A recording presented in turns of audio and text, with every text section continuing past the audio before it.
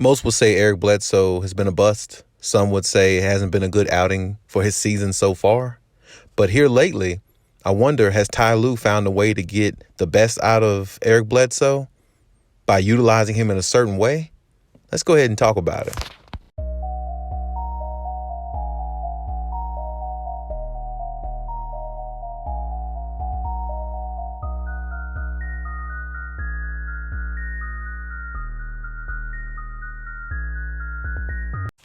Watching Eric Bledsoe for the Clippers so far this season and playing 20-plus games where he was starting, you saw a lot of struggles with him. And I know a lot of fans probably have, elaborated on their thoughts. And, I'm pretty sure Ty Lue has heard a lot. Pretty sure Ty Lue has heard a lot more negativity than positivity.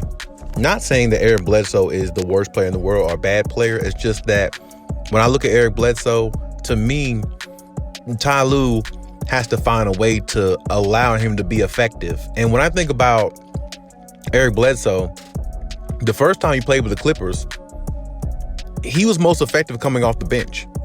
And that was the only way that he really actually helped the team, because when you put Eric Bledsoe in the starting lineup, it's almost like you're asking him to do things he doesn't do well. He can be a starter for your team, but he can't give you consistency on both ends as a starter, because he finds himself getting lost. He finds himself falling asleep on defensive assignments, and he's trying to do too much on offense to help elevate the team to score when he's really not that type of player. He's a good complementary player. He's not a star player in the league. And this is what I'm saying.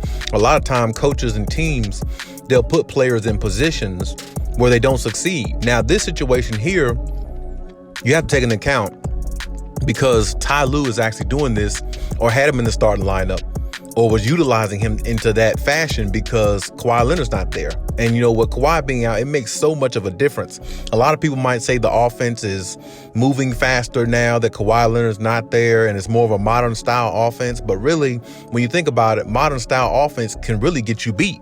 Because if you're a three-point shooting team and you predominantly just shoot and play isolation basketball, that gets you beat in the playoffs. The way Kawhi Leonard plays half-court basketball, get him in his sets, let him dominate how he does, play off the ball some, and if he's 17 feet from the basket, that's his office, so you can just give him that and he's going to score. The half-court basketball wins championships. It actually wins in the playoffs, so his style is more effective, and I understand that, but when he's not there, the point well-being is everybody plays out of their position. Everybody doesn't play their natural position with him not being there. Everybody has to do more and play different positions and kind of make up for what he brings, and that's understandable. But for a player like Eric Bledsoe, to me, the way to get the most effectiveness out of him, or should I say the way for him to be the most effective, is him coming off the bench playing with the second unit. Because right now, him and Hartenstein actually have a little, like a good, combination going on. Nice little pick and roll combination. And it works well for them. And, Eric Bledsoe went from like 3 assists to like, 4.3 or close to 5 assists, close to 4.5 assists a game when he's in the game with Isaiah Hartenstein playing the pick and roll, coming off the second unit, and playing basketball the way he knows how to play it. Honestly, that's the way Ty Lue's going to have to utilize Eric Bledsoe. Eric Bledsoe is good when there's no pressure on him. He's just not one of them players where you can put him in a starting lineup and he's going to play well under pressure, and he's going to play well in a starting lineup where it's more acts of him to do. He's just not that player to me. And maybe he was at one point, and I never noticed it in his career. But at the same time, to me, he's more effective off the bench because, he allows, he can play more free. And when a player plays more free, they always play better. I mean, now I think he's up to like 46% from the 3-point line shooting since, he's kind of went to the second unit and utilized some of his skills there. And I feel like that's the best fit for him. And I feel like Ty Lue is going to have to just find a way to keep him there, even though you want to put him in the starting lineup because he could play some defense and he could score some. But it doesn't matter. You have to do what's best for the player. You have to put them in the best position for them to succeed. And the only way for him to succeed is to come off the bench, because really his game is predicated and complementary for the second unit. It isn't really for the first unit, because he can't really be on the floor with Paul George trying to score, because it's like, if he's on the floor with Paul George trying to score, or when Kawhi comes back, if he's on the floor with him, he's just really going to be getting in their way, because a lot of times he tries to penetrate to the basket and look for a pass, and sometimes he does some crazy things when he tries to get his own shot, and it just doesn't work out for him. The spacing on the floor is not good enough for him to do that. So my point is, get him to come off the bench with the second unit, allow him to play with Hartenstein, the person that he feels really comfortable with, and the second unit where he can flourish more, where he can play more free, and he can actually play his point guard position and be more effective for the Clippers.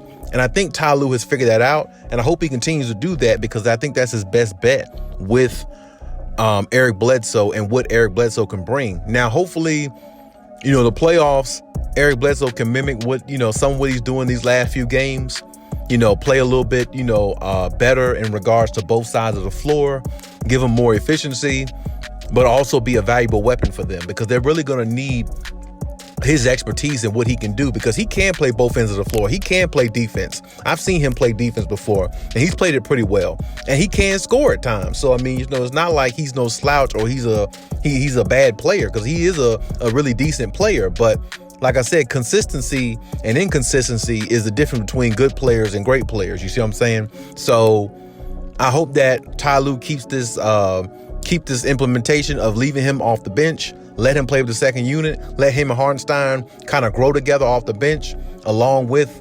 having Terrence Mann and the rest of the crew play the way they play, because when Kawhi and them comes back and they're fully healthy, if you can get good numbers out of Eric Bledsoe, him shooting a high percentage from three, let him play freely off the bench, allowing the offense to kind of run through him a little and let him be a point guard for the team, then you really have something going, because now you got somebody who's playing with confidence. You got somebody who's playing in a comfortable position, and he's building chemistry with the second unit guys like Hartenstein and like, other guys that come off the bench. So that's exactly a good notion that I think Ty Lue has done. And I think that's a good adjustment that he made. Hopefully he keeps that adjustment. We all know Ty Lue likes to switch up and explore and experiment. Sometimes that gets him in bad situations, but, hopefully, with Kawhi Leonard and PG, if they're healthy, they can help you get out the situations that you might put yourself in that might be detrimental to the team and to losing. But at the same time,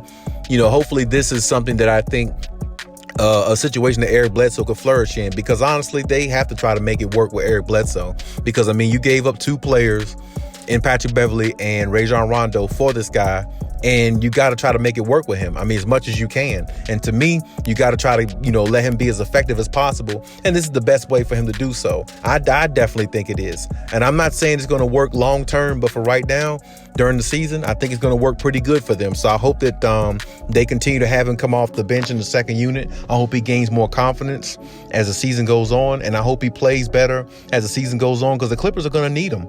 Unless they're going to make a really good trade or a big trade or something like that, they're going to need Eric Bledsoe.